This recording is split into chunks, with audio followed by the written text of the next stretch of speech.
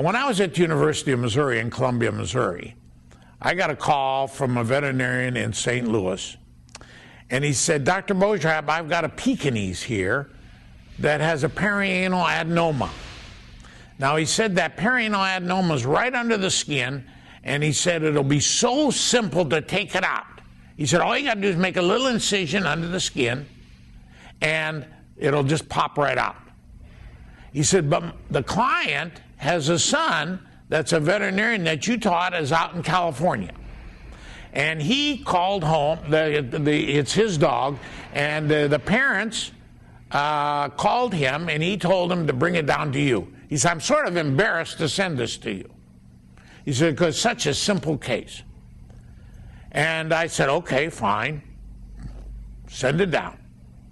Well, when it comes down, I notice that it's an old, intact male dog.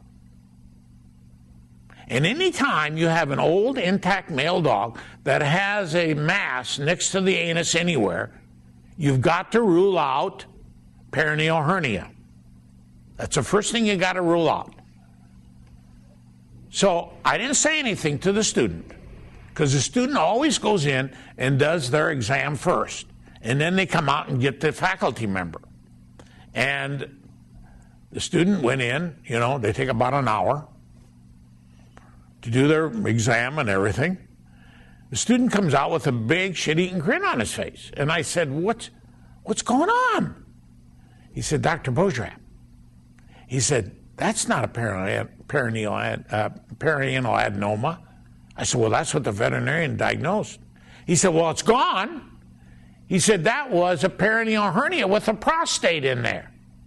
That student did something the veterinarian forgot to do, and that's a digital examination. He went in there, went in the anus, of course, and your end of your finger is right there under the skin. Now, had that veterinarian done a digital exam, he would have picked it up, but he didn't do it. He looked at it, he felt it. If you'd have gone in and tried to remove this perianal adenoma, when he got to the urethra trying to remove the prostate, he'd have been in big trouble. So what I teach my veterinarians, what I teach my students, what I teach everyone is anytime you have anything around the anus, inside the anus, don't be afraid to put a glove on, for God's sakes. But go up the anus and feel. You can feel fractured pelvis, you can feel anal sacs, you can feel perineal hernias, you can feel enlarged prostates. I mean, you should use every orifice. Eyes, nose, mouth, anus. That tells you a little bit about what's going on inside. And if you use those things, it's great. If you don't, you screw up like this guy did.